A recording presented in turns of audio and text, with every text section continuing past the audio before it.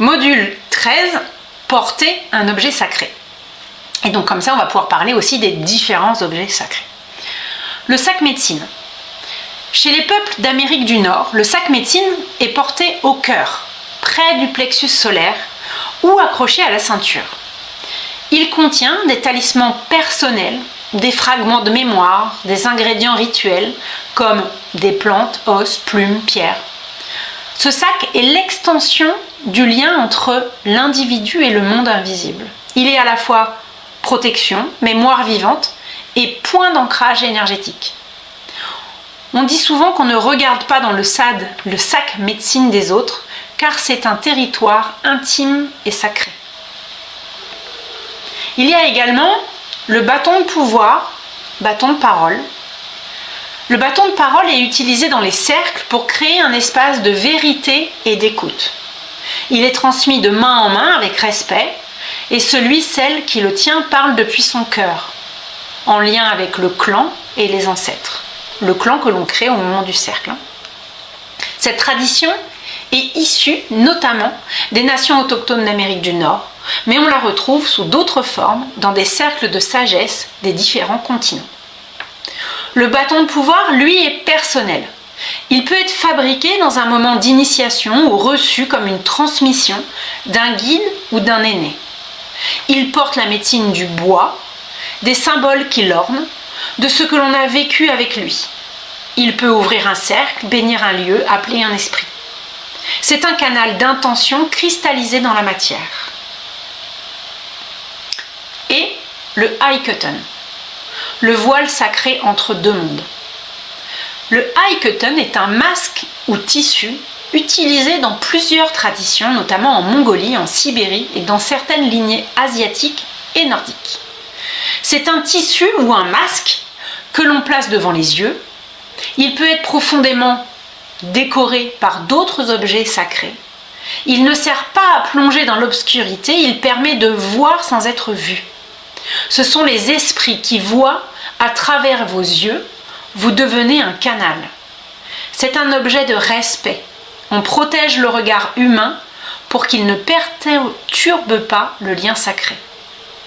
Le port de l'Aikuten signifie « ce n'est pas moi qui vois, c'est l'esprit à travers mes yeux ». Il permet à l'esprit d'entrer dans le praticien chamanique, de parler à travers lui, d'agir à travers lui, tout en conservant une distance respectueuse entre l'humain et le sacré. Le regard est porteur de puissance et il est dit que les esprits aiment rester cachés, non exposés. Ainsi, le voile sert à protéger la puissance de l'esprit tout en la laissant agir. On retrouve des fonctions similaires dans les masques chamaniques traditionnels. Le masque cache l'identité humaine pour révéler celle de l'esprit. Porter un masque ou un Aikuten, c'est honorer l'esprit en soi, reconnaître qu'on est le canal, non la source, utilisable dans toute pratique chamanique. Tous ces objets deviennent des prolongements de nous-mêmes et de nos alliés. Ils ne sont pas sacrés par nature, mais par l'amour, la conscience et le lien que nous entretenons avec eux. Plus encore, ils rappellent notre engagement dans le monde, celui de marcher en présence, en vérité et en connexion avec les forces qui nous traversent. Et je vais vous parler également du châle. Enveloppe rituelle, seuil de passage et peau spirituelle. Le châle est un objet humble et puissant à la fois. Il ne paie pas de mine, un tissu, un rectangle de laine, de coton, de soie. Et pourtant, lorsqu'il est intentionnellement dédié à vos pratiques chamaniques, il devient bien plus qu'un accessoire. Il devient peau rituelle, manteau de pouvoir, voile de passage entre les mondes. Une fonction universelle. Envelopper le corps pour envelopper l'âme. Dans de nombreuses traditions spirituelles, l'acte d'envelopper le corps est sacré. On le retrouve dans les châles de prière juifs, portés pour séparer l'individu du monde extérieur et s'immerger dans la connexion divine, les châles hindous ou tibétains portés lors des méditations pour garder l'énergie autour du cœur et des centres subtils, les mantilles et voiles des mystiques chrétiennes qui voient le monde pour ouvrir l'esprit.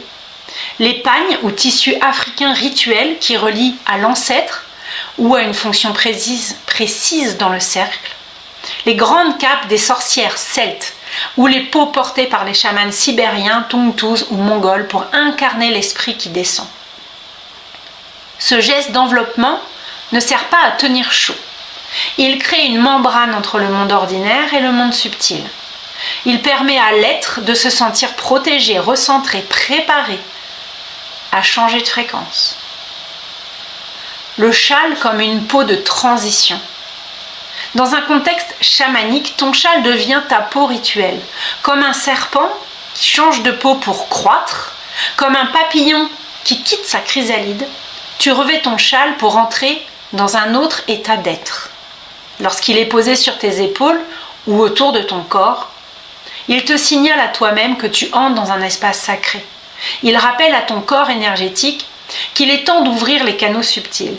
Il offre une forme aux présences invisibles qui t'accompagnent. Ton allié, ton guide, ton champ peuvent habiter ce tissu. Certains chamans ne commencent aucun voyage sans avoir revêtu leur châle. Il devient une armure douce, une cape de transformation, un témoin physique du changement de plan. Et comme son nom l'indique et comme je vous l'ai proposé, on s'offrira un temps pour créer, empouvoirer vos objets de pouvoir, votre objet de pouvoir, mais n'hésitez pas à laisser venir l'instinct et l'intuition et le créer dès que vous en aurez envie ou la possibilité. Est-ce que vous avez des questions ?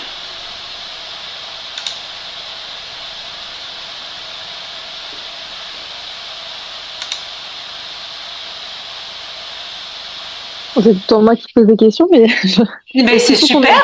Vas-y. Est-ce qu'il faut qu'on ait tout ça, toute la panoplie complète, ou est-ce que certains objets te semblent être prioritaires? Merci de cette question qu'on m'avait pas encore posée. Vraiment merci. Donc, ça, c'est les possibles. Vous pouvez tout avoir, rien avoir. Laissez vraiment venir comme ce qui est bon pour vous. Moi, ce que j'aimerais vous suggérer de tester, c'est un type eye curtain, c'est-à-dire foulard sur les yeux déjà pour commencer, et le châle. Comme ça, moi, je vous inviterai à tester, voyager avec ou sans, pour que vous sentiez la nuance. C'est ce qu'il y a de plus facile. Déjà, vous pouvez, par exemple, avoir un seul très grand tissu qui à un moment fait foulard et à un moment fait châle, les épaules ou tout votre être, qui fera du coup châle et eye curtain. Voilà, ça c'est ce que je vais vous suggérer de tester. C'est pour ça que normalement c'est écrit pour venir avant la pratique, normalement, si j'ai pas oublié. Mais sinon, le mieux, c'est de sentir qu'est-ce qui vous semble juste, chouette, pratique. Ok. Merci.